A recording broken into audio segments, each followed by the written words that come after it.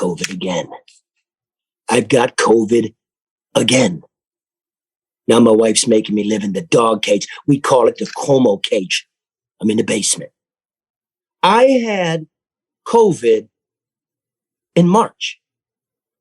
And then I got a shot of the vax in August. And then I got the second shot in September. And then I got the COVID again. I don't get what's going on. I'm no denier. I know what it does. I'm not afraid to take the vax. You know, in my misspent youth, I will meet a guy and get packages of powder not knowing what the hell was in those. I'm not worried about that. I believe the vax helps mitigate death and the symptoms. Data shows you that. But I don't know about you out there. I don't know where to get a test. I don't know what kind of mask to use. Everybody's bombarding me with numbers. And I'm just getting pissed. Am I wrong, Karen? No, Charlie, you're not wrong. And that's part of what we want to talk about today. Everything is a bit confusing for people. They're looking for answers and they're not able to find them. But we got some answers today. We've got some answers today. We're going to talk to retiring Congresswoman Brenda Lawrence from the 14th District. What is redistricting doing in terms of Black representation? We're going to find out. We're going to also talk to Ed Sarpolis, our official pollster from Target Insight. He's going to tell us about redistricting and what that means. We're going to talk to Steve DeLee, get an update on the nursing home deaths, the count, the lawsuit. Where are we? What does that mean? Where are we going? Where are we headed? And then we're going to pay homage to Death of the Tony King today on the No BS News Hour with Charlie LeDuff, live from his dog's cage, his COVID cage. Como cage. Como cage. Hey, Mark. Yes. How mad was your wife that I've got COVID? More concerned. Maybe more mad because we had to use a test on you. Dude, I mean, that shit's harder to get than Bitcoin. You can't find them anywhere. All the deer have them. I don't remember much, but I can't remember everything because everything's the news cycle changes every 2 days. So when it's all said and done, besides Trump just popping off, we'll talk about January 6th. It is the anniversary. But in his COVID response, what was the main thing people were bitching about? Lack of testing. Right off the bat, it was lack of testing. Lack of testing. Mm-hmm. I thought it was any tests now. I thought it was him telling people to use bleach. That was a big issue from his discussion. No, but Trump did say the fact we had increases in COVID because there was too many tests. Tests were creating the increases in COVID. But right out of the gate, it was lack of testing. Big time. Yes. And yet here we are. Mm-hmm. But he actually said, slow the testing down. Please. We'll have Stop testing. See, that's what this program's about. We just corrected the rest. So tests, taking tests, not taking. I can't get a test. I'm in a cage. Mark's wife's mad. Don't wear a cloth mask. Wear a cloth mask. You know what? It's so weird in here. It's so weird in my house. My wife, God bless her, brings me berries this morning, but she's done up like Florence Nightingale. It was a trip. You know what I mean? She's mad that I'm in the bed. So now I'm in the cage. You'd have thought I brought a raging case of syphilis home.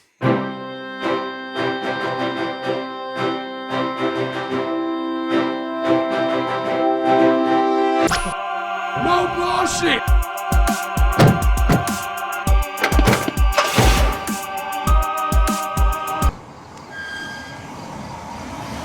No bullshit.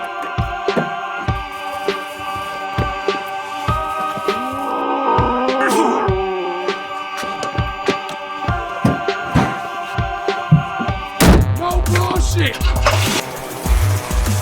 Public, let's just did breaking news. No more bullshit. No more bullshit. No bullshit.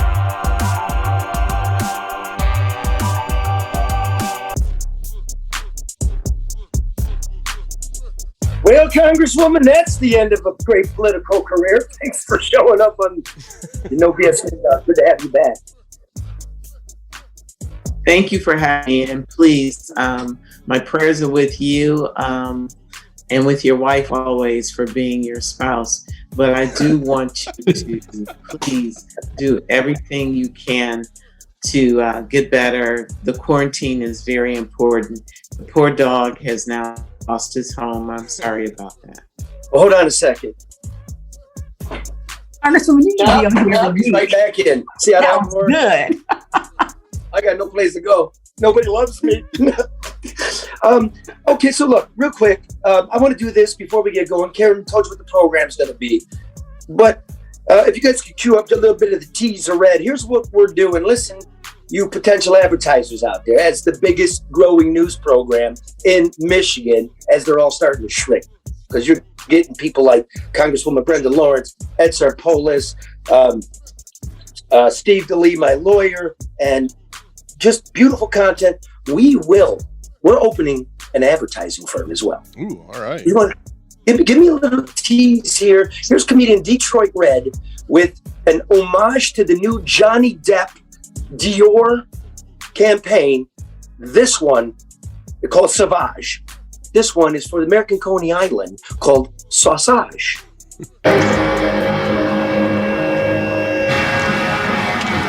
Well, that's Johnny Depp. That's not Red, is it? In the wilderness, fearless and human. Sauvage, the new elixir. Dior. That's a more handsome version of Red. Right? Yeah. Now, where's Red?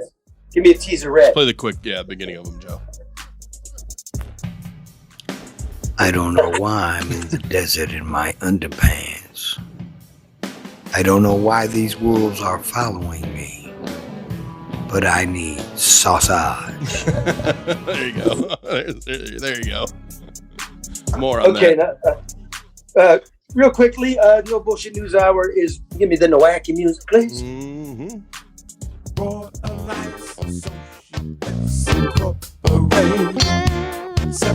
We're going to ask the Congressman, looks like the Fed's going to raise interest rates. Listen, you got to get a strategy. You got to get a plan.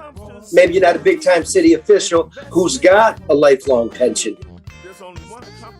Look out for your family. Call Luke Nowacki at 248-663-4748. Grow your assets from annuities to individual retirement accounts to college savings. Make the call. The politicians and your children dependent on you.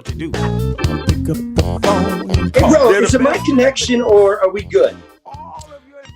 Your connection's a little, it's a little weak right now. I'm hoping it'll strengthen up. Okay. And listen, it's a new year and mortgage rates are likely to increase soon. Act now. This is your chance to refinance and lock in a low rate. Go to Hall Financial.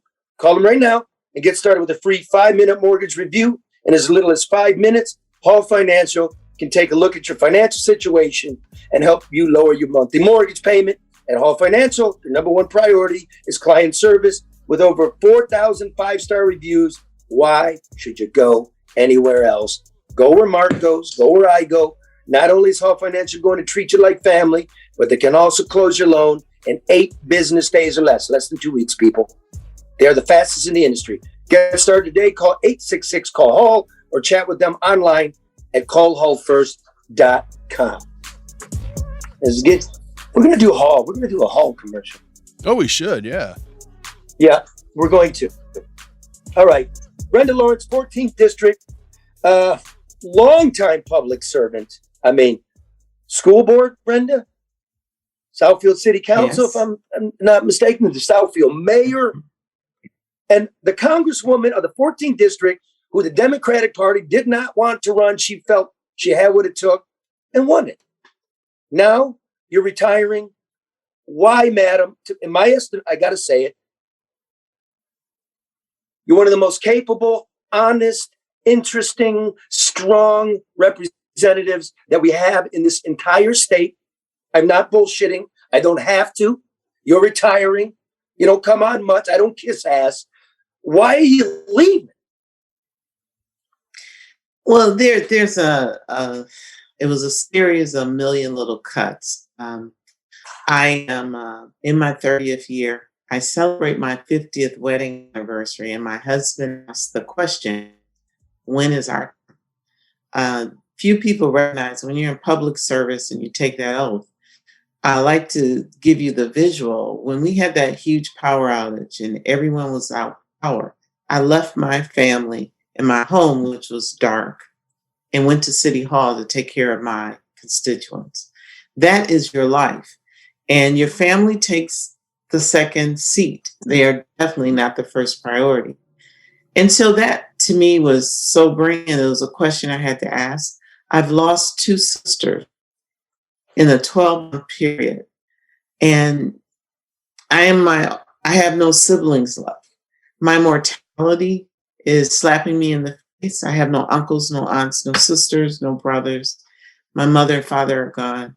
I have less years ahead of me than I have behind me. And I can tell you the climate of the last 4 years under Donald Trump was exhausting.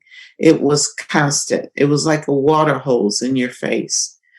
And we went through a very hard election.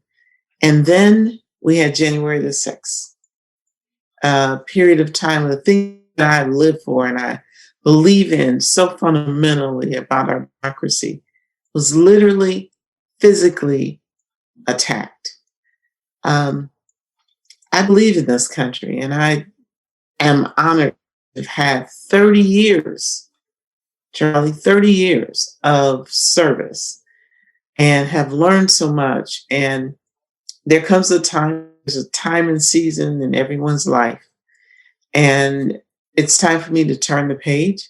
I'm not going away. Thank God I'm healthy. I want to continue to be relevant and engaged.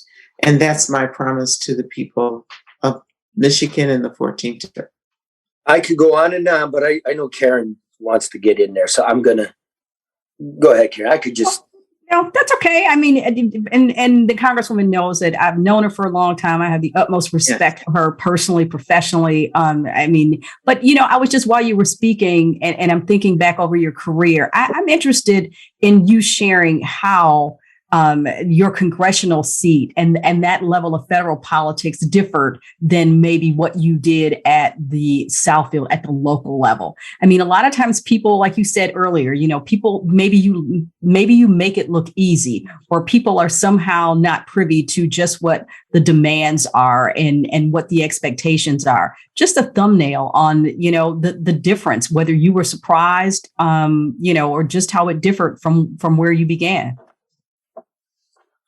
Karen, the 14th District gave me the amazing opportunity of representing diverse population. When I say diverse on every level, I had Royal Oak Township. I had Detroit, and I had West Bloomfield. I had the largest Black population, the largest Jewish population. I have a strong Indian population. I have Muslim. Every religion you can think of, I represented. So I've been in synagogues, temples, and to churches, from Church of God in Christ to Southern Baptist. And the thing that I want my legacy to be is that I took time and I was deliberate to ensuring that all those voices knew that I heard them and that I would speak up. Immigration was a big issue, and I represent Southwest Detroit and Pontiac, and the Indian community and the Arab community. I represent Hamtramck, which at one time had the largest number of Muslim representatives in their elected body. Now is completely Muslim, from the mayor to all the city council. And when they come to me and speak to me about issues, I had to hear it and respond to it and be respectful of it. And so I will tell you what's the difference. Local politics, you pretty much have a homogeneous population. While I was blessed in Southfield to have a strong Black and Jewish population, but when my area expanded under Congress, it challenged me on a regular basis. How do you fight for protecting the tax status of millionaires to protecting the least of us, so they can get simple things like food for their children, that they can have housing, and I had to balance that. the good thing about local government, I was in Southfield, my tax base was 60% corporate. Few people knew that. So for me to be engaged and connected to my corporate, the people who they say are the enemy, the CEOs, no, I had to sit at the table and be in the room because my city did not survive unless they survived. And I have a respect for corporate America that some will just like to demonize. Yes, they've got their problems, and I don't have any problem calling them out. But if we don't have a strong economic base in America, we don't have jobs. We don't have innovation. We don't have manufacturing. So to me, if you can't get in the middle of this and be able to have to spin your head around every 5 seconds to hear this issue, fight for that issue, stand up for the truth in another issue. And, I'm sorry, Charlie, but one other thing that frustrates me, some politicians, and Donald Trump was one of them, come on, Black people, what do you have to lose? You're broke, you're uneducated, and you're unemployed. Well, guess what? I represent one of the strongest middle-class Black communities in this state. And it will, equate to around the country. And Black people are educated, they are employed, and they are middle class. Is this part of your thinking too? Look, they just redrew all the congressional districts. If you're not, you stay tuned. If you're not quite sure, we'll have Ed to explain it. They're redrawn now in a way that there might not be majority Black district at all. It's you're the only African American representing Michigan in Congress. We could have 0. They've flip-flopped basically your district, right? So now you used to do like the east side of Detroit and the Grosse Points and Southfield and across the top there. And now you'd have to do Western Wayne County. Is it part of this, like, I don't want to introduce myself to a whole new group of people. I'm tired. It's time to go on vacation with my husband. Is it that we've got 5 people moving around looking for a job and you're not about that? I love a good campaign. Ed knows and have witnessed some of the campaigns I've been in. I've been in a total of 12 in my career, and I've won 10 of them. I am a person that just comes to life during that time. And for the record, my district was divided into 3. Haley Stevens and Levin have stepped up to what they call the Oakland County seat. A large majority of that is what I represent now. In addition to that, the east side of Detroit, downtown, Southwest Detroit, that's my district as well, the Grosse Points. And then you look at Southfield and you look at West Bloomfield and all these other places. So I had a choice of 3, but it's time, Charlie. It's time. I hope people understand. I am not a punk. I don't run away from a good fight. I wouldn't be here today if I didn't have the courage to keep my heels on, put the Vaseline on my face, and roll up my sleeve and fight for what I believe in. So it had nothing to do with fear. But the thing that you say, Charlie, about being the only African American weighed heavy on me. But I'm very happy to say I've seen, Karen asked me earlier, oh my goodness, the number of African Americans who are stepping up to run for Congress. And I will be very active and very vocal in supporting an African American candidate to replace me, to pass over the baton to. Okay. I bet a lot of people are calling. Everybody wants your endorsement. A lot. Some of you never would have expected. And I say this not out of arrogance, but I don't know if I did too good of a job making this job look easy. It is not easy. And a lot of times people just see the cameras. They see you on TV and, oh my gosh, you got that title. This is hard work. And this next election, Ed probably is going to talk about it. I don't know what this next election and presidential election will look like, but it's going to be even harder for us. And it's more pressure on us as Democrats to fight for what we feel is the moral compass of this country, for those democratic values and issues that we believe are fundamental to us having a country of freedoms and of rights. They're under attack now with the failure for the Senate to act. Does that not keep me awake at night? Absolutely. How in the world can you not just sit there and pass over voting rights after what we went through, whether you love Donald Trump or not? That is insane. Voting rights, if we don't have voting rights, we don't have a democracy. Can I respectfully ask you this, Congresswoman? I mean, when I think about it, and I think about this,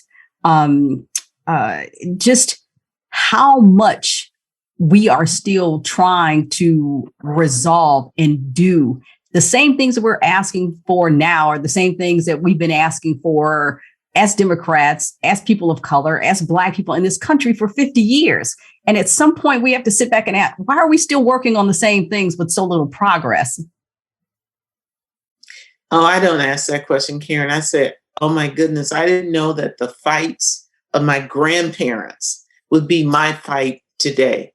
And if nothing else, I want my legacy to be, whenever the issue confronts its head, when the nasty, evil head of injustice sticks up, it's like that game where you're constantly hitting the head to knock it down. Unfortunately, this is what America has become. We have now issues, Karen, just like you said. My grandmother fought for voting rights, not to mention my parents. And now here we are again.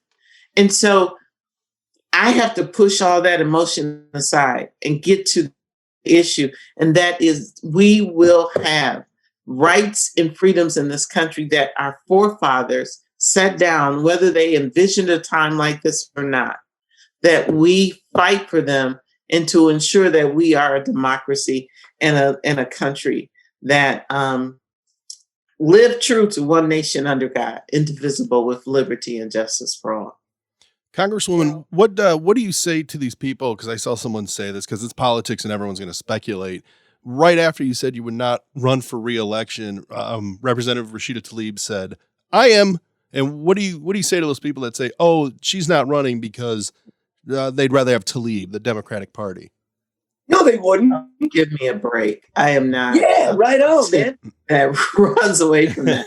Rashida Tlaib is an elected member of Congress. She has the right to run wherever she feels.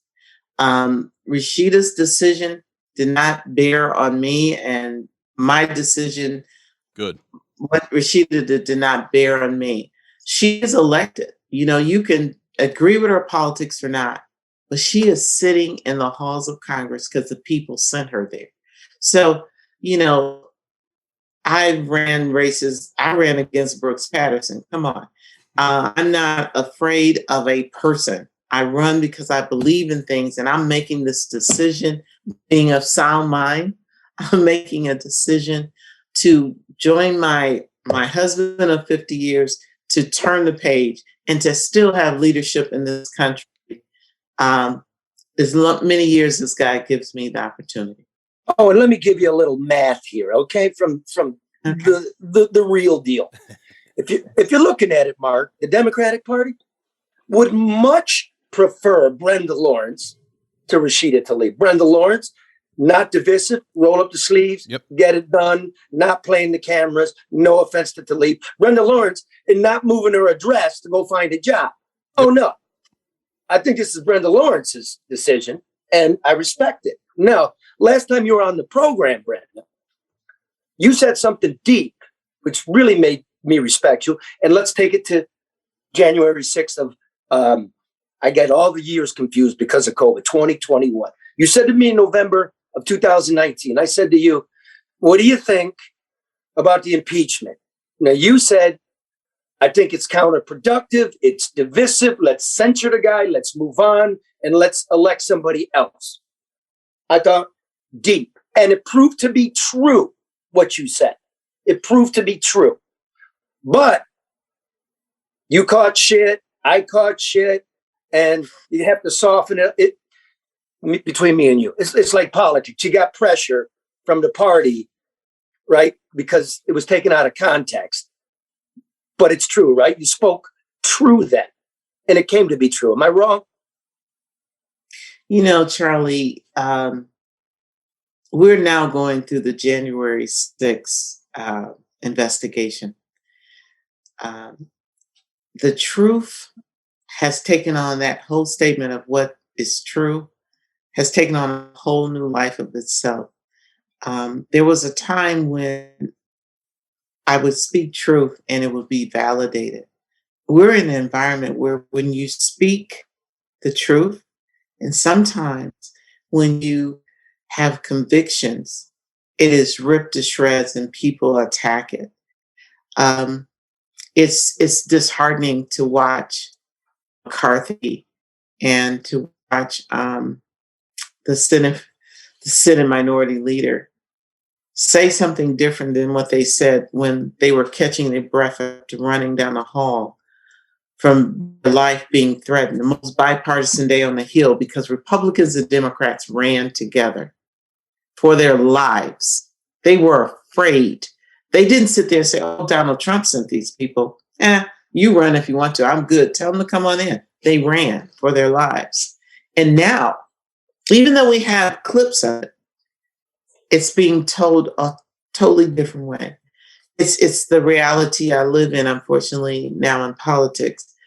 But Charlie, I can't labor on it because every day I have to wake up and fight another fight. And just really be committed to what I perceive as the truth and hold people accountable for what they do. Congresswoman, what are you going to look for in the person that you endorse going forward? Well, one of the things that is not lost on me, being an African American, I want a person who knows what that means. For me, it means acknowledging our past, but being open to our future and embracing the present. Not have your head stuck in the sand and say, oh, Black people got it made. Look, you got a Black president, so why don't we move on? Or, I hear Republican African Americans say, look, I worked hard. I made it. Everybody else can do the same thing. Stop whining. I need someone that can have the heart of the forefathers who came before us, who knew sometimes I had to give up my life so that my children will have rights and freedoms. I want someone that strong. I want someone who's educated, who can be able to dissect laws and policies. And I need who can communicate without losing their mind. Because there are times when I want to scream from the rooftops. But as a representative, I have to process the anger, the disappointment, and also celebrate the successes. I need someone that can sit in the temple and in the mosque and in the synagogues and the churches. That's important to me.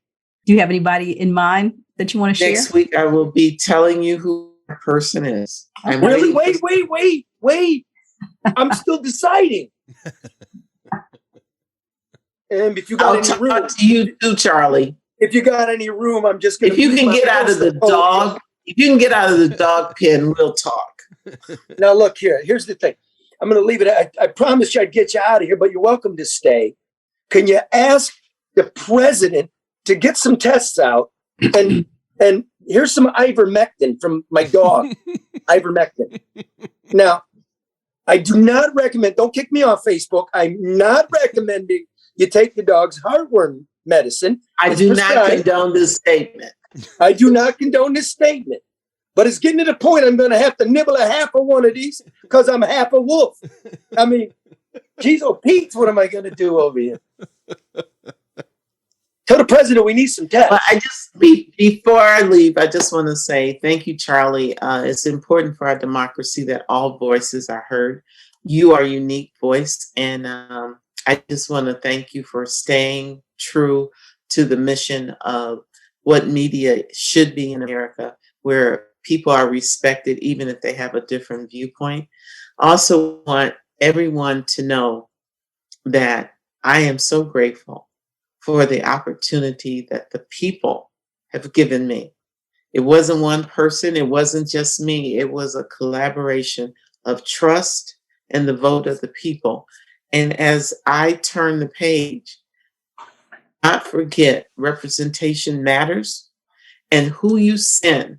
Because I had a very, very close person in tears tell me they voted for Donald Trump. They said, I thought that was just theater during the campaign and he wouldn't be that bad. During a campaign, people show you who you are. And if you're truly engaged, you will see who those candidates are. Look at their record and please vote for a person who will represent you and give you the representation that you can be proud of. Thank you so much. Wow. Really, thank you for your service. And I would say we're just mad. We need some representation, and not by the political parties, because you were up there in Washington. This is a bunch of narrow-shouldered, square-bottomed twerps that attack each other on Twitter, and you don't have any idea that the power goes out and the basements get flooded, and that the Congresswoman or man is simply our mayoral representative to Washington. So if you're going to take the good woman's seat, and it's not hers to give, then don't forget about us. Yes. And by the way, we're not the media, we're the press. Oh, I'm sorry. There's a difference. There's a difference. Anyway, thank you so much. Your media, but your press creates media. Thank you very much, Charlie. My ladies, thank you for being here. Bye-bye, everyone. Be safe and please feel Bye-bye. better, Charlie. Now, we're going to get to Ed Sarpolis, but before we do, we want to tell you about ADR. You know, all done right, all districting redone. We've redrawn congressional districts, and they're a mess. I don't get it. Ed's going to explain it, but they should have called ADR consultants. What? Right? Yeah. That's who you call when you need to get something done right, on time, on budget, in the correct way. Now, they don't normally do congressional redistricting. They do IT, demolition, rehab, project management, owner representative service, technology deployments, but they get it done right. Make sure your bottom line comes out right. If you're having trouble, you can't negotiate the government, you call Barry Ellentuck, who's ethical, honest, smart. You all know that, at 248-318-9424. Mention a No Bullshit News and tell them you need to get your shit fixed. Barry Ellentuck. Can do, get it done guy. For all your development needs, everything. Right there. Just call him. He's available. Now, Ed Sarpolis, are you the CEO of Target Insight? I'm the founder, CEO, and president of Target Insight. Oh, I knew that. And the official poster of the No Bullshit News Hour. Correct? Thank you. Yes. You're welcome. I bestow. Now, Ed, quickly, every 10 years, the congressional districts and the state and the House, and they get redrawn. We're on that 10th year. What has happened? Give me the congressional layout first. Oh, very quickly for your viewers, I've been doing this since 1986. In the 80s, I'm currently working in the city of Chicago, representing the Black Caucus and their redistricting efforts, be sure that they're represented. And when I came back from Chicago after working with the Black Caucus and drawing the redistrict lines, I thought I was in Texas.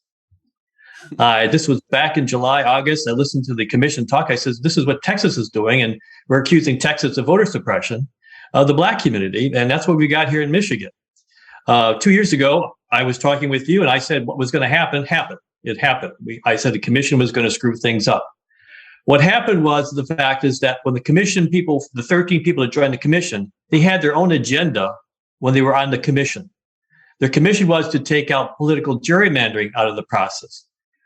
But the Constitution said not to use racial gerrymandering. They use racial gerrymandering to use Black voters as pawns to achieve their political purpose, basically creating more moderate to liberal districts. So basically, they can fend off Republican takeover. Okay. So why is this important? Because typically, since 1980, whether you're Republican or Democrat in Michigan, the first thing that we did, whether you're Republican or Democrat in control, you drew the black minority districts first under voting rights. Okay. That's the first thing we did. Let's pause there real quick. Since the 80s, you're in this game of politics. Yes. The first thing that the Republicans and the Democrats would sit down and do because of the 1965 Voting Rights Act was draw the black districts. Yes. Okay. Or have the black community help us draw the districts. It wasn't necessarily we did it. The majority with the black district. Yes. The majority black, because that's what we thought the law said. Okay. Yes. Okay. All right. Now, under law, you can't guarantee a black district. You can't guarantee proportionality, but you have to draw as many as you think it can be effective. Okay. So what's the difference here? Secondly, under voting rights stuff, you're supposed to represent community of interest. Okay. Well, this commission never defined what they meant by community of interest. They never published any guidelines or rules. They said they're protecting community of interest. Well, the largest community of interest in the state of Michigan is the black community. It was never on their list. They wouldn't divide Dearborn, but they're willing to divide the black community. They're protecting a certain East Asian group of people in Westland. They don't want to split them up, but they're willing to split up the black community because the black community provide them the pawns that they needed to achieve their political direction. So you're saying this 13-member committee, that the majority basically wanted to create some safe Democratic areas? And Republican areas with purple districts in the middle, yes. Okay, and so at the expense of the black community. And so because in this way, I'm just going to say it, man, tell me, this. So sort of well-to-do liberal whites figure the blacks will go along with them. And if we draw it this way, pat on the head, patronizing, you'll come with me. I know it's good for you. Is that what we're seeing? Yeah, but they're not all whites. Also, there are other people of other ethnicities part of this process. It wasn't just whites. You got to be careful on that, okay? There was other racial ethnic groups that were part of this process. They're looking for political gains, not the voting rights. So what happened is I'll give you a case in point. 10 years ago, when I was part of the process of proposing plans in the News and Free Press, we ended up with 2 black majority congressional districts. They have drawn none this time around. Wait. I thought the Voting Rights Act was to help enfranchise African-American voters that didn't have any. And that's why Martin Luther King Jr.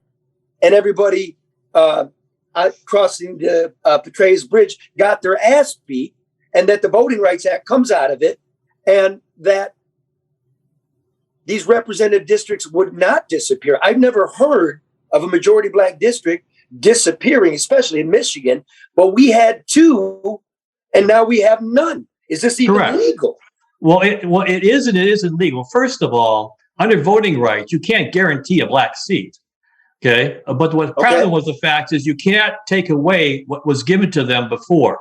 Okay. So under the voting rights law, because of drawing lines, maybe they could have eliminated one black district and ended with 1 congressional district. They didn't even try. Here's how bad it was. When I came back from Chicago and I was presented the maps, I said, this is crazy. Within 1 hour of taking the maps that they put online for us to review, I converted one of their maps and I created 2 black majority congressional districts within 1 hour. That tells me that they took no time. If I could do it in 1 hour, they had 6 months to do it. So this was more of an intentional process of doing that. Secondly, in 2010, and I was part of the process with this, we developed 5 majority black Senate districts, okay? They drew none. They can't figure out how to draw 1 black Senate district in Detroit. They eliminated all black districts. Wait a minute, whoa. So Detroit, very possible, forget Congress for a minute, it's very possible that there would be no African-American senators in the state legislature? Potential. Right, potential, yes. So the bottom line, some of the initial maps that were drawn, Detroit could be represented by somebody from Clinton Township or from Bloomfield Hills, okay, or from Utica. Wow, this is nuts. Let me get to other groups, though. I mean, like now Livonia's cut into 5 pieces. Livonia's a coherent community, and now you've drawn bands all over the place. This makes no sense to me. Well, first of all, remember that this commission decided to do what they wanted to do.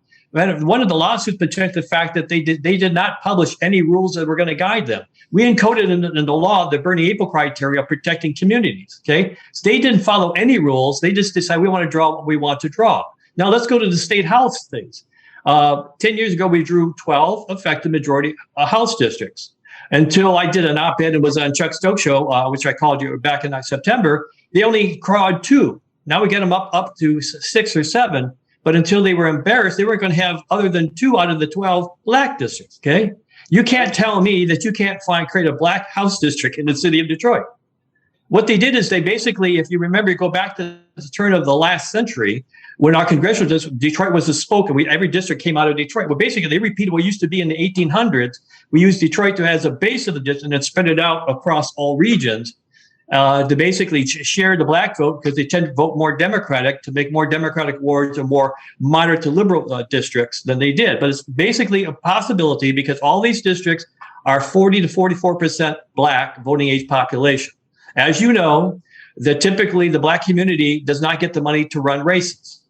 So all these new candidates running, basically most they can raise for a house district might be $20,000, $30,000.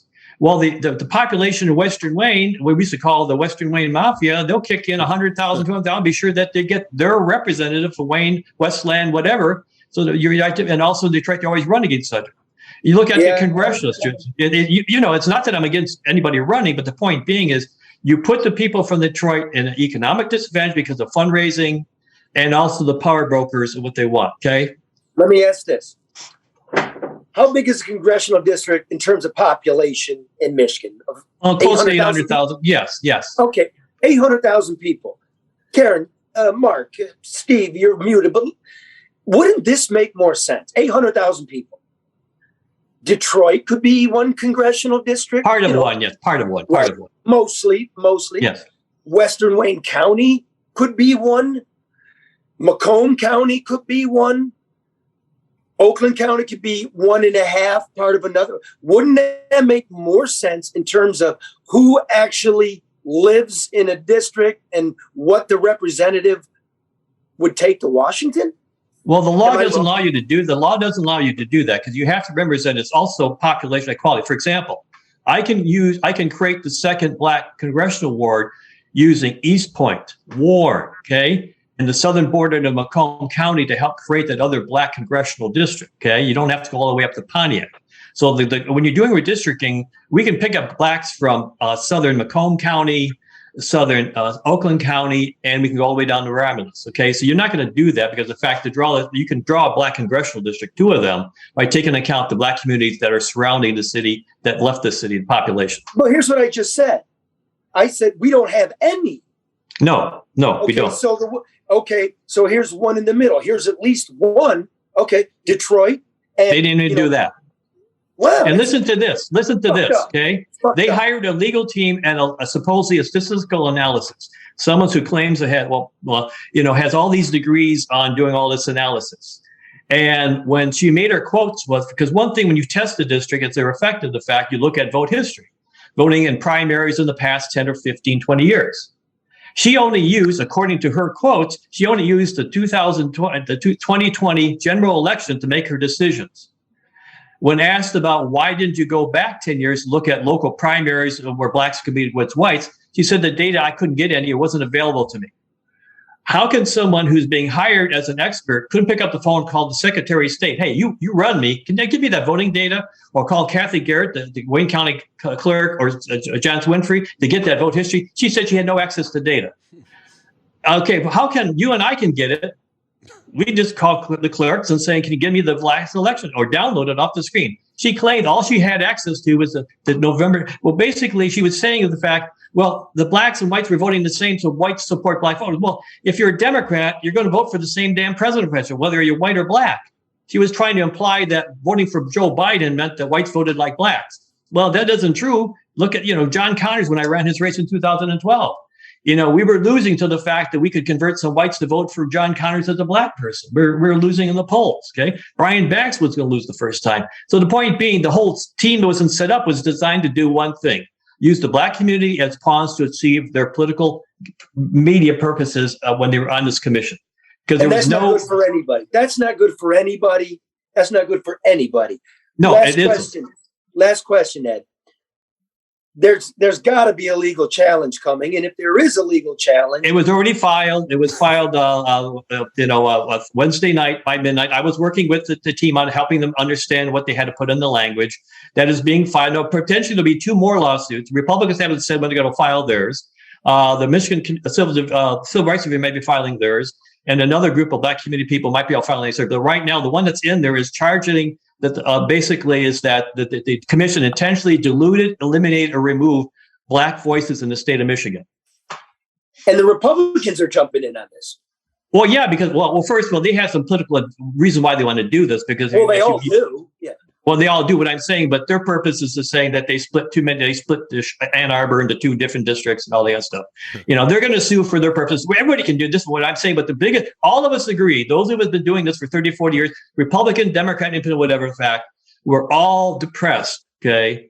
What color you are, the fact that we cannot believe this commission, what they did to the black community intentionally.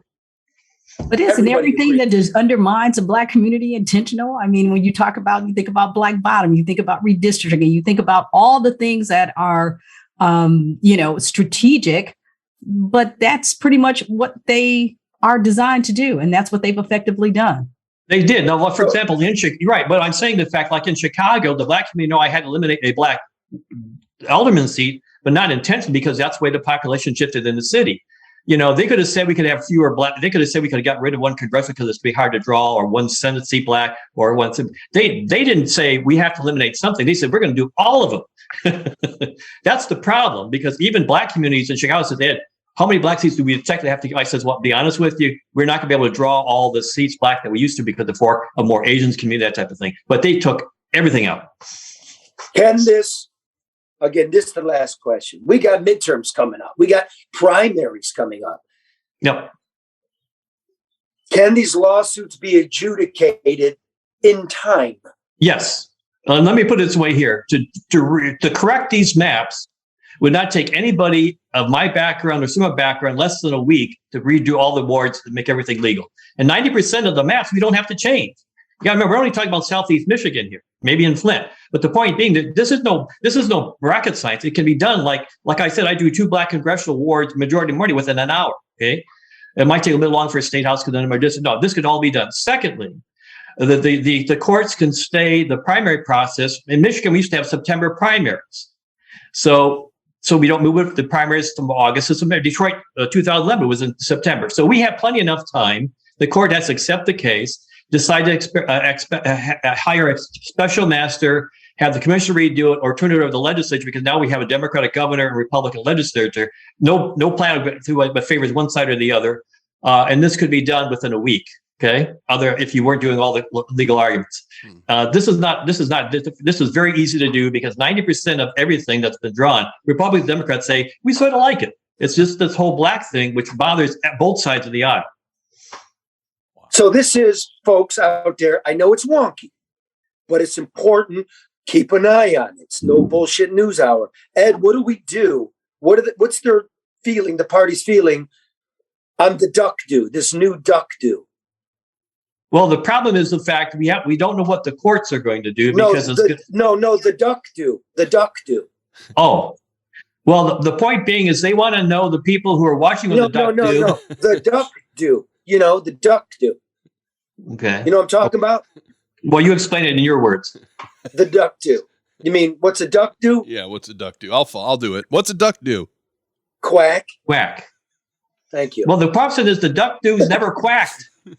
The duck do's never quacked because, that's for example, my man. See, I'm trying to prime my man because he's the coolest, funniest dude in politics. The guy knows everything, and he's super cool. What I'm telling you, the fact is that I was informing the ducks back in July with op-eds, people and data analysis systems since July. I redid it again in September and October. I even went on Chuck Stokes' show to tell the ducks, here's what you need to quack about. They remained silent. Matter of fact, all the duck leaders haven't even spent time raising money for an expected lawsuit. What the lawsuit that we filed, where I was part of, the people who supposedly should have been raising money for the last year or 6 or even 2 weeks ago, they have yet to raise a penny. They were silent. You heard it. I'm going to leave it at that, Ed. Stay if you like. But that's a good segue because you've all been asking me what's up with the nursing home audit. You know, it started with my lawsuit. I'm trying to get data. Like that's what smart-minded people try to do. Numbers, not opinions, not politics, not shouting. So my lawyer from the, what is it, Steve? The Mackinac Center for Public Policy, right? Yes. That's correct. Now you can get your update.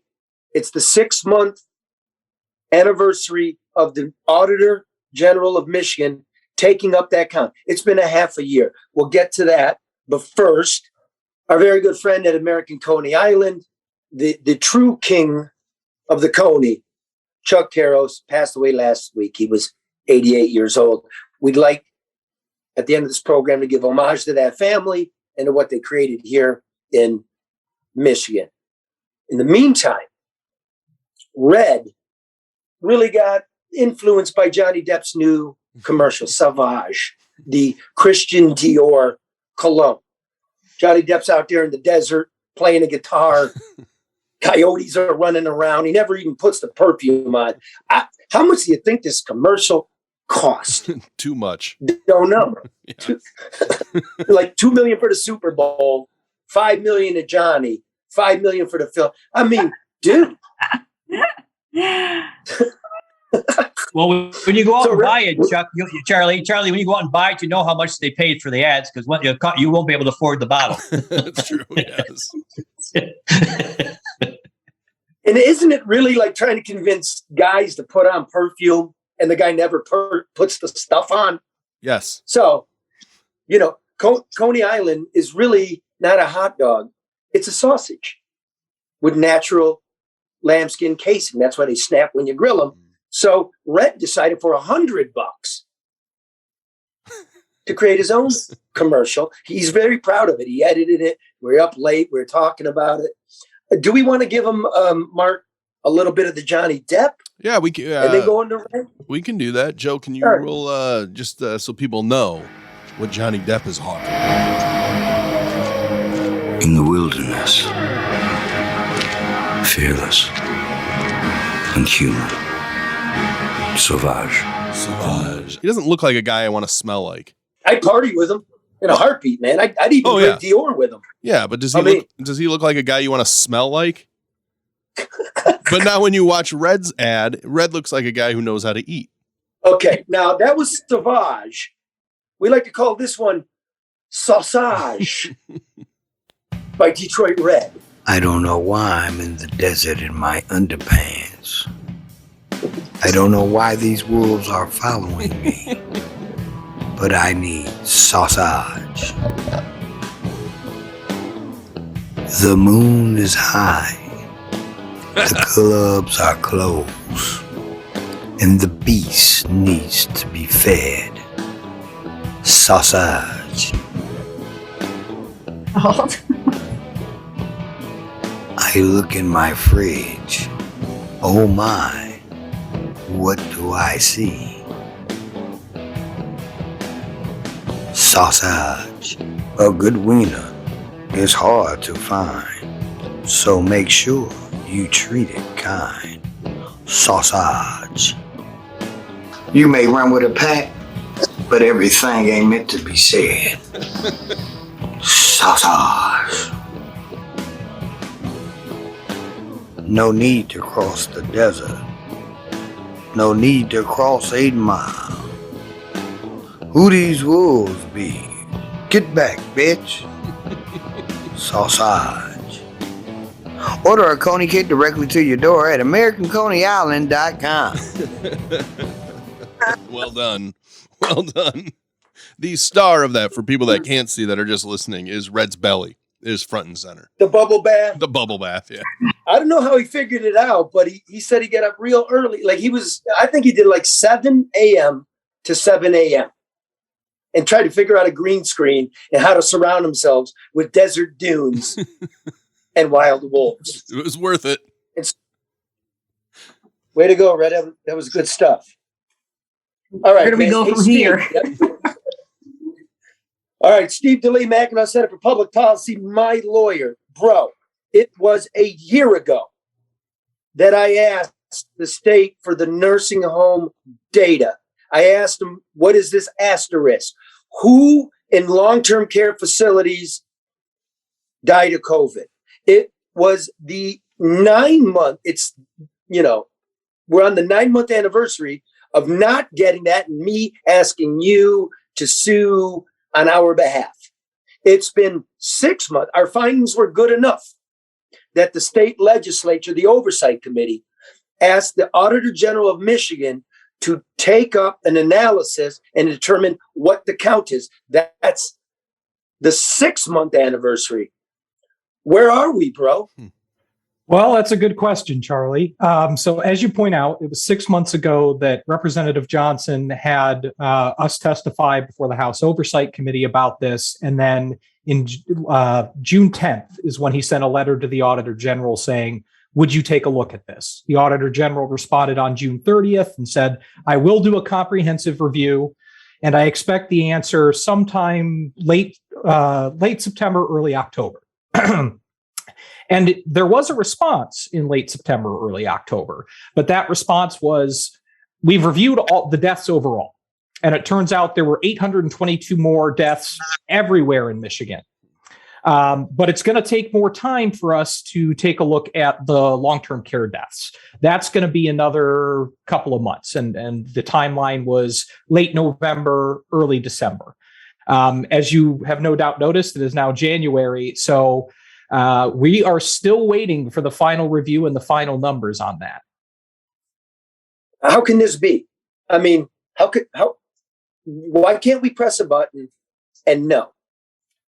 Well, that's the $1 million question. And I don't have a for sure answer for you on that, unfortunately.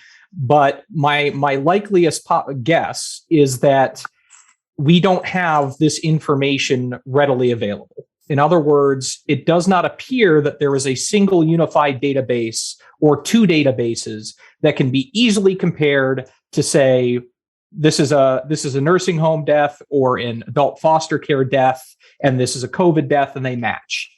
If that existed, I would imagine this process could have been completed. So the fact that it hasn't been completed seems to suggest that maybe that's not the case. So here's what we do know, because you and I have been working on this. This is what I'm going to say. You tell me if I'm misinterpreting or not. That they never knew.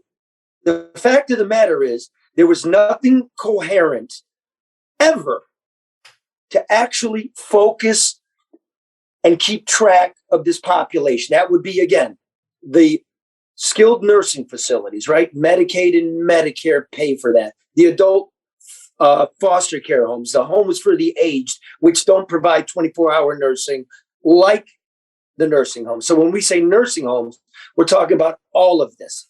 We're looking at the back and forth with these emails, and we find out that they're curious about it. So they've got an epidemiologist, a data guy, trying to do some stuff on the side to catch up, but it was never, ever put in place. So all this time, they were making decisions that they told us was based on data that I don't believe existed. Am I wrong there? Not wrong. I think it's just a matter of nuance, right? So the nursing home facilities, they never tracked before April. And in April, they started asking them to self-report. The adult foster care, the homes for the aged, those facilities, as long as they had 13 or more, they asked them to start self-reporting in October. And then a large portion of those facilities, those that have 13 or fewer licensed beds, still aren't required to report. And we have not seen, unless you've come across something that I haven't, we've not seen any system other than that kind of self-reporting that would validate it. So in terms of, is it automatically being tracked? If something is put in this database, does it flag this database? I've not seen any evidence of that. All I've seen is evidence of reaching out to these facilities and trying to get them to report the information that they are going to report. So to be clear, I may have been hyperbolic, But let me just tell you for real what this is all about. Maybe everybody was honest. We hope everybody was honest. The nursing homes reported honestly, even kept track of the people they shipped to the hospital, and they died there, and the nursing home reported it anyway. According to that internal talking that we got, they weren't aware of it. They're not even sure. They don't know. We know that 55% of the other facilities weren't even required to report anything until late October, and it came in November of 2020. Almost a whole year goes by, the first real spike, and we don't know. 25% of the population has never been tracked because the state never required them to be tracked. So maybe the number comes in right, maybe the number's wrong. That's not for us. But what Steve and I tried to do was to ask an antiquated governmental bureaucracy to get into the modern world, to fix their shit, to get their processes in place, to be able to measure the most important number, deaths among the most at-risk population. If we can accomplish that, we did something. You all out there do what you will with the number. That's not our job. But we're proud of what we did. And we hope that no matter what the number is, that they get their shit in order, just like the unemployment agency. And yes, I am receiving your emails and your messages, and I know that they're accusing you of fraud and that you didn't commit fraud and that they don't know what they're doing. That's a fact because the Auditor General did a study on that, as did the unemployment agency. There was so much waste and abuse. You weren't part of it, and you're being tagged because for decades, the state bureaucracy has crumbled and we couldn't see it. Is that true, Steve? Yeah, I mean, essentially what you said about forcing a change is exactly right. As you pointed out, nobody knows what the number is right now because we're waiting on that report. But at the end of the day, your lawsuit and the emails that followed up were able to identify, essentially, we have a huge problem. And that huge problem is we don't have a centralized database for this. We're not tracking it accurately or adequately. And so even if everyone was completely honest and 100% correct, I mean, that would be a good thing. That would mean fewer, we don't have more unknown dead. That's a good thing. But it does mean that processes need to be changed and fixed so that the next pandemic, this doesn't happen again. Let me ask you a little bit about that. We've talked about the nursing homes, both within and outside of the pandemic and the impact, the death numbers.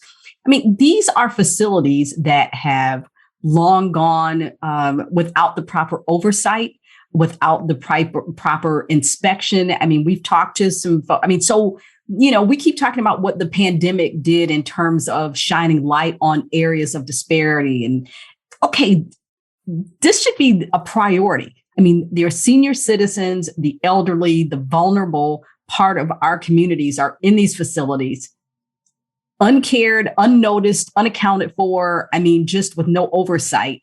Shouldn't that also be part of it in addition to being able to document these numbers we know that they're crap. I mean, we heard that the past 2 years. What's going to happen or what should happen, or should that be part of what we're asking for? Well, I think you raise a really good point. Those two things are directly related, right? If you can't even keep track of the number of residents that are coming out of these facilities and are passing away in a hospital, then what else are you not keeping track of? And I think that goes to the heart of your question. And, I think that goes to show that we really need to step up the efforts to make sure that these facilities are on the up and up and aren't the kinds of facilities that are super spreaders or that result in poor treatment of our loved ones.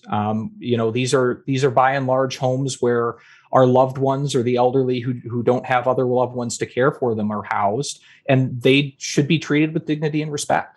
And quite frankly, I mean, it's public policy. I'm not hearing anything about overhauling, right? At least Michigan's nursing home facilities. The federal government sent billions here And also we get wind that $1 billion of the COVID relief money is going to go to GM to build a battery plant. And I'm not hearing anything about the nursing homes. And basically, if there's a ground zero, it's the nursing homes that are the biggest proportion of death.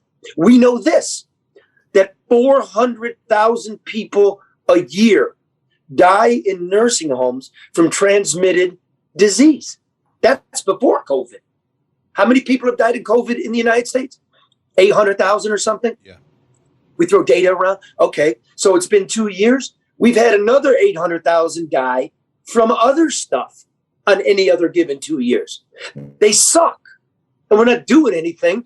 And I really resent in the pocket media coming after me for trying to get numbers straight. I look at Beaumont, right? We're at the breaking point. We have 400 people out with COVID. Yeah, but you got 33,000 employees.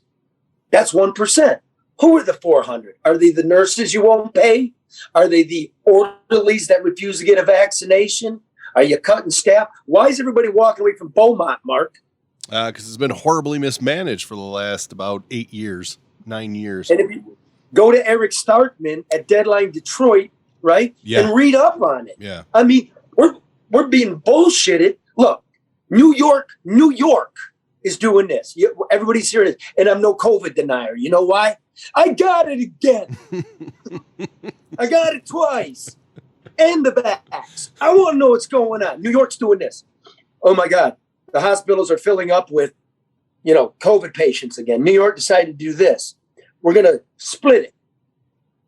Who's hospitalized because they have COVID as opposed to who's hospitalized and has COVID?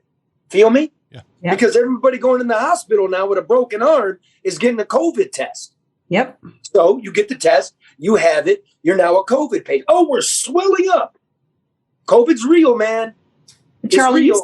you see people, you see a lot of healthcare workers on Twitter, and they're telling you, there is a difference. Like, because there are people that are not getting the vaccine or that are leaving for other reasons. So they're understaffed. And so it appears that the system is overburdened, but they do not have the staffing for it. They're not telling you why it's that way. It's just, oh my God, everybody has COVID. Everybody's, the whole fear factor thing, like start to, compartmentalize some of this information so that you can understand what we're really working with. And people don't want to do that. I read a New York Times article, and if you read the article, read it, the more you read, the more you understand. It's like, it's nothing like what you're being told. But people are not even listening to the people that they're listening to. And so what are you going to do, Facebook? Limit us is the truthiness factor. We are the truth. We're just going against the mafia, right? From the PR firm to the media to the political parties, right? It doesn't matter to me which party, like you're in power, we're looking at you. This is ridiculous. It's not even, everybody's talking about the science, Charlie. Yeah, there's some science, but there's also heavy political science in what's being pushed and what's being told. And we're so anti whoever doesn't agree with us. If we disagree, that's fine. Stop saying that people are stupid or dumb for not believing or doing something that you think or have somehow been convinced that you should do. And Steve's one of the guys I go to. I wrote something over the holidays. And I get I'm a liar. I'm not a liar. Remember, Steve? Look, we got some data, which is from mid-October to mid-November, right? Of the total people that died from COVID in Michigan, 25% of them were fully vaccinated. Correct, Steve? That's what we talked about, yeah. So how is it that we're lying or manipulating data? Again, reading the Beaumont story, because I'm not talking to Beaumont, but it's in one of the papers. The spokesperson or the doctor, the epidemiologist from Beaumont said of the people in the hospital, right, that are COVID patients, 65% of them are vaccinated. 65% are not vaccinated. 35% are vaccinated, like me. That number, went from 95% effective 68% effective, 70%, 65. I don't know what we're in, but I know I'm frustrated. My mom's frustrated. Karen's frustrated. Steve's frustrated. Mark? I'm frustrated. Yeah. We're from all spectrum in this country, this program here. You're bombarding us with bullshit, and you're using something really serious to be making political points. And you heard Brenda. I think if I really distill what she said, I'm sick of it. I want to live my life. Is that right? Yes. I don't want this. That's what I took from it. Yeah. I just, people are confused though, Charlie, and they're frustrated. I think early on, everybody had a lot of anxiety, and whatever they were saying, they were listening to. You're still telling people to wash their hands. Like, what kind of society are we in when you're still telling people to wash their hands? Karen, I stopped washing my hands like 5 months ago. Ever. I don't want to wash them. Just for you. They talked to this doctor yesterday, and part of it was, wear a mask, get vaccinated, and wash your hands. Really, dude? Who are you talking to? Like, come on. And then, like you said, Charlie, people are getting the vaccine. Now the vaccine's not effective. Some countries are up to their 4th or 6th vaccine. It's like people are confused, and understandably so. And we're at each other's throats. Mm-hmm. Like, my wife understandably is like, well, you never wear a mask. And I say, yeah, but I had it twice. I'm vaccinated. I wear a mask when asked to. I don't congregate like that. I've been doing it right. I'm one of the good guys. My wife works in a school. Most of the kids, you would assume, and it's a pretty good guess, aren't vaccinated. My child goes to school. Pretty good guess. All her colleagues aren't vaccinated. So now it's the mask that's going to save me? No, because you're saying those aren't working either. Now, versus was just, use a scarf, use any kind of covering. Now that doesn't work. Now you got to go 3-ply. Now you got to make sure you have a thing over your nose. Now you got to test it. And can you blow out a candle? It's make this up as you go along. There are things, Charlie, I tweeted the other day, does a common cold even exist anymore? Hey, you hear anybody have the flu? Sinus issues or sinusitis, anybody have any? Like, we've forgotten everything that has anything else to do with it. I'm not trivializing the fact that this is real. It's real. But what is the survival rate? Everybody that has COVID, I knew 2 people that tested positive after they've gotten the vaccine. I said, what did the doctor tell you to do?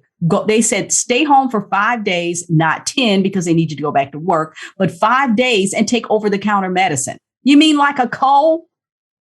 How long am I supposed to stay in the dog cage? Depends on how long they need you back from work, Charlie. Is it 5 days now? Is it 10?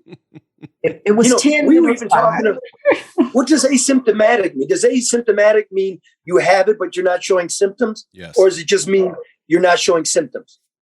Who knows? Mark? If you're asymptomatic, it means you have it, but you're not showing symptoms. But you can still spread it. Then why would you take a test? Well, if you were exposed to somebody that did test positive, you're supposed to take a test if you are exposed to someone that tested positive or you have symptoms. But the problem where to get a test? The problem is you can't find tests anywhere. That's the fuck is going on, man? Okay, look, 2 things. It's just 2 things. I'll be in the dog cage. Throw me a bone. Look, I just need 2 things by the time I come out of the cage. Where can I get a test? And how many old people died in these facilities? You're asking a lot, Charlie. And I got these twats in the media and online. Man, you're twats, dude. I'm not against it. I want the answers. I'm not parroting shit. We all want the answers. Steve, why don't we have any answers, bro? Lots of complex data to go through, it appears. It's a complex data. Lots of graphs. It's a great graph. I don't want any more graphs. Just give me a test. Yeah, no more graphs. Yeah. God. All right, look, let's take this home here. Detroit lost an icon. Chuck Carroll's the dapper, high-living proprietor of the American Coney Island restaurant, who popularized the iconic chili dog by expanding into the suburbs and shopping malls of post-war Detroit, died last week. He was 88. And our respect to his family. Among his drinking family, not his blood family, were Mayor Coleman A. Young, and news anchorman Bill Bonds, the three could often be seen drinking in the Coney Island late into the night. He and actress Carol Channing would paint the town red whenever the actress was in town for a live show. With all due respect to the hundreds of dukes and duchesses out there, there was only one Coney King. And if any proof need be given, consider that Carol's funeral cortege was escorted by Detroit police officers who blocked off the downtown intersections this week around the restaurant so the king could make his final loop. And as the hearse idled outside, the family of Chuck Carros stepped in for a dog and a beer in his honor. Even the guys from Lafayette, Coney Island next door came in with their eyes low and their hands out, offering the family a kind and sincere acknowledgement. It was a subdued scene, to be sure, but not a sad one. The family certain in the knowledge that the Almighty serves loose burgers and cold beers in heaven. And on that note, this was a story we did, I believe it was last year, when Chuck was still alive, and that his cousin George, who ran Lafayette next door, because Lafayette and American came from the same family till George sold it. But there was all confusion about it. But it's a really nice history of what the Coney is, what the Carros are, and what Detroit was, is, and shall be. With that, I wish you a good day. Enjoy the listen. George Carros, the Detroit Coney King, died 4 times last week. To make matters worse, the reports of his multiple deaths bubbled among family and friends of the other George Carros Coney Kings, who are related, share the same name, and also reside in the Detroit area, thus sowing confusion and despair all around as they fielded condolence calls for a man who was not their father.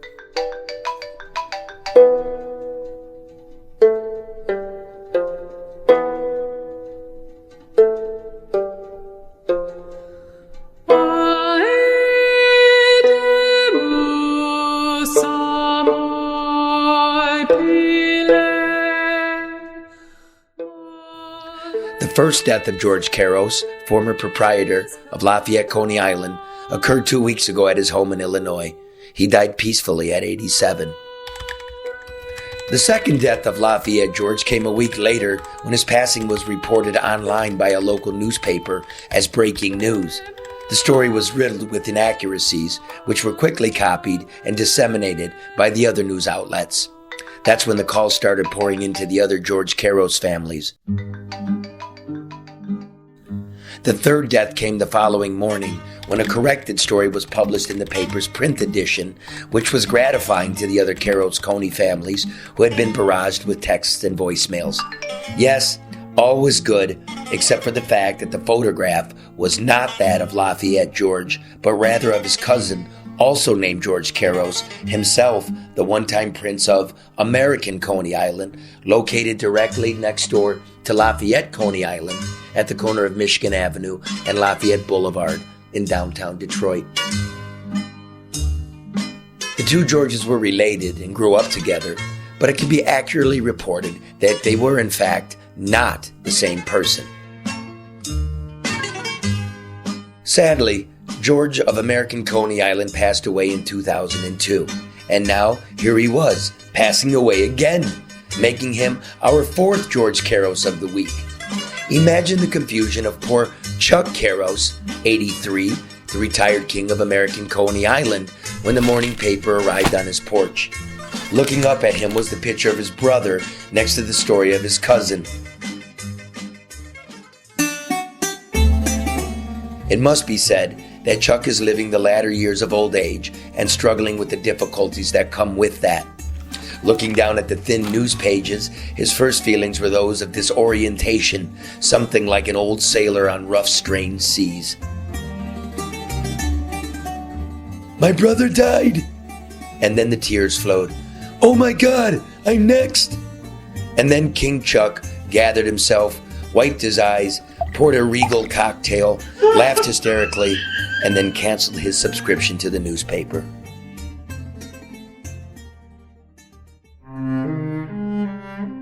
The story of the Caros family deserves to be properly memorialized. It stretches from the old world mountains of Greece to the bustling new world boulevards of America. They are a clan who has prospered and multiplied, changed what and how we eat, and all the while become a cultural touchstone of the Motor City. It begins in the impoverished village of Dara, when 16-year-old Konstantinos Kyriakopoulos is sent down the mountain by his father. Yes, his name was George too, to the docks of Patra to make his way in America. Gust buys a ticket, boards the Francisca, and lands at Ellis Island in November 1906. Coming home from Coney Isle by Len Spencer and Ada Jones.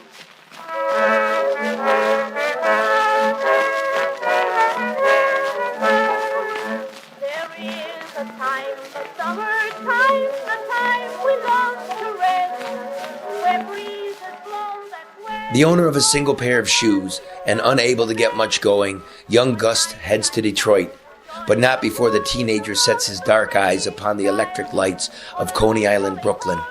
He becomes intoxicated by its sounds and smells, its loop-the-loop roller coaster, Tilly's Ferris wheel, and Charles Feltman's Coney Island hot dog emporium. Meet me down at Luna Lena, meet me at the gate. Gus shines shoes, pushes popcorn on Belle Isle, and sweeps shops. He sends for his younger brother, Vasilios Billy Caros, who makes his way down in 1910, boards the SS Themistocles, and finds his way to his brother in boomtown Detroit. Gus and Billy try their hand in the automobile and pickling plants, but settle on hat repair and shoe shining at a small storefront at 115 Michigan Avenue near Lafayette Boulevard. They install a grill in the corner where they roast hot dogs for sale. The hot dogs catch on after Gus adds a homemade meat sauce, a proprietary recipe that is still used today. Remembering his time in Brooklyn, Gus christens his creation Coney Islands in 1917, the same year alcohol is outlawed in Michigan. Business is good at the new American Coney Island, helped along by the speakeasy and gambling tables in the basement. So good, in fact, that Billy opens his own joint directly next door in 1929, calling it Lafayette Coney Island.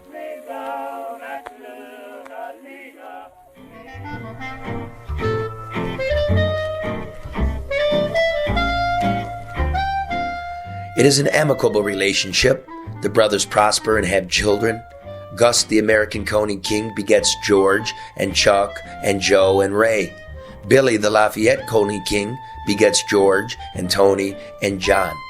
That makes 2 Georges and 2 Coney Islands on the same block, along with the arcade bar, also owned by Gust. Eventually, Lafayette George assumes the crown from his father, Billy. Likewise, Chuck inherits the American kingdom from Gust. Meanwhile, Gust's oldest son, George, lands in France during the Normandy invasion with the American armed forces, then falls in love with a Parisian woman. He lives there for a few years, appears in a few French B films, falls out of love with the Parisian woman, returns to Detroit, only to find his brother has inherited the store. As a consolation, George is given the corner bar. Meanwhile, Chuck sends for his cousin back in Greece. His name too is George, and with Chuck's help, cousin George from Greece opens his own Coney Island in the suburbs of Detroit. But he is another George for another time. Lafayette George eventually sells his diner to his employees, who are neither Caroses nor Georges, but rather Ali and Abdijah. Lafayette George is survived by his sons Bill and Stephen, his daughters Leslie, Sandra, and Madeline, and 5 grandchildren.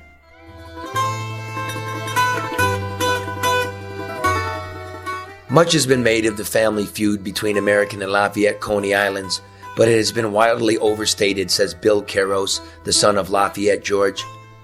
I used to be sent out on the street to steal customers from American, he recalls. Believe me, it wasn't hard. But we're family. We've always loved each other. To which his cousin, Grace Caros, the current queen of American Coney Island and the daughter of Chuck, responds, "Yeah, we love each other, but they were trying to steal customers.